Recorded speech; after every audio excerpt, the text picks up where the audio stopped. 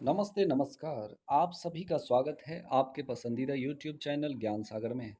दोस्तों, आज हम करने वाले हैं साइंस के से संबंधित 25 महत्वपूर्ण प्रश्न और दोस्तों यह इस सीरीज का 15वां दिन है और यदि आपने हमारा पुराना वीडियो नहीं देखा है तो आप जाके देखिए और हम आशा करते हैं कि आने वाले सभी परीक्षाओं में हमारा यह प्रश्न आपको मदद करेगा। तो चलते हैं दोस्तों आज के पहले प्रश्न की ओर। दोस्तों, आज का जो पहला प्रश्न है वो है निम्नलिखित परमाणुओं में से किसका व्यास सबसे अधिक होता है। तो दोस्तों, निम्नलिखित परमाणुओं में से आयोडीन जो है उसका व्यास सबसे अधिक होता है। किसका अधिक होता है दोस्तों? आयोडीन का व्यास सबसे अधिक होता है। तो चलते हैं नेक्स्ट प्रश्न की ओर। दोस्तों, एक एकीकृत सर्किट जिसे आईसी चिप भी कहा जाता है एक छोटी प्लेट पर इलेक्ट्रॉनिक सर्किट का एक सेट है। यह प्लेट किससे बनी होती है? दोस्तों, यहाँ पे बात हो रही है एकीकृत सर्किट जिसे आईसी आईसी चिप चिप कहते हैं। ये जो है दोस्तों ये मेनली सिलिकॉन का बना होता है। किसका बना होता है? सिलिकॉन का बना होता है। हमारा नेक्स्ट प्रश्न है कि निम्नलिखित कोशिका अंगों में से कौन सा पौधों की कोशिका में पाया जाता है लेकिन पशु कोशिका में नहीं पाया जाता है? तो दोस्तों, इसका जो सही उत्तर है वो है क्लोरोप्लास्ट। दोस्तों, क्लोरोप्लास्ट जो है ये पौधों की कोशिका में तो पाया जाता है एज अ क्लोरोफिल, जिससे वो प्रकाश संश्लेषण कर पाता है, लेकिन यह पशु की कोशिका में नहीं पाया जाता है। हमारा नेक्स्ट प्रश्न है कि निम्नलिखित में से कौन सा एक जल जनित रोग है जो तीव्र जठरांत्र संबंधी संक्रमण का कारण है?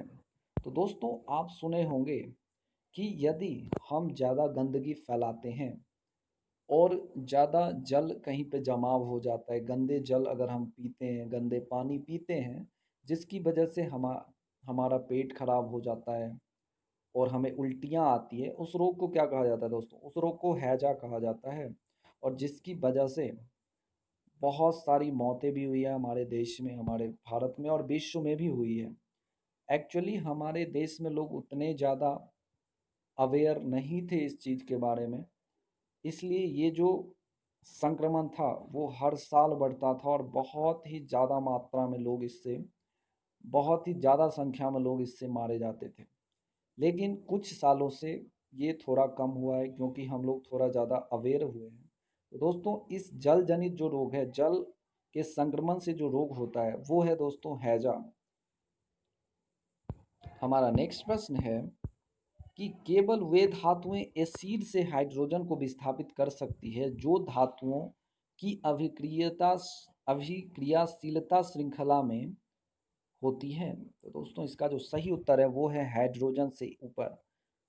हमारा नेक्स्ट प्रश्न है कि एकमात्र घटना जो यह सिद्ध करती है कि प्रकाश एक अनुप्रस्थ तरंग है। तो इसका जो सही उत्तर है दोस्तों वो है ध्रुवीकरण।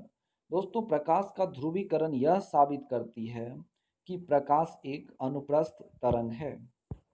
हमारा नेक्स्ट प्रश्न है कि चींटी चारों ओर की वस्तुओं को देख सकता है क्योंकि?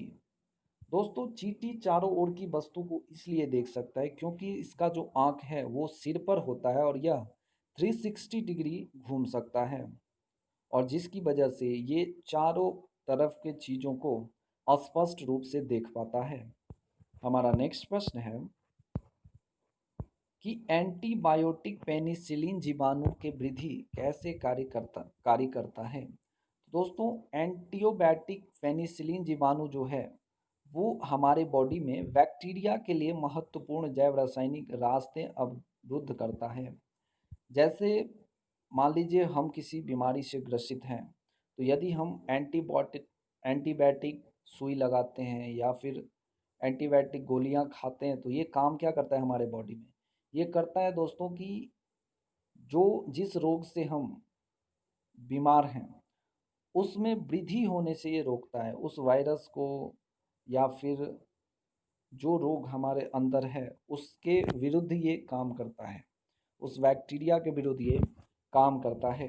हमारा नेक्स्ट प्रश्न है कि ध्वनि तरंगों की आवृत्ति को व्यक्त किया जाता है। तो दोस्तों ध्वनि तरंग की जो आवृत्ति होती है उसको व्यक्त व्यक्त किया जाता है हर्ज में दोस्तों, क्योंकि हर्ज किसका ऐसा मात्रक होता है? हर्ज जो है दोस्तों वो आवृत्ति का ऐसे मात्रक है।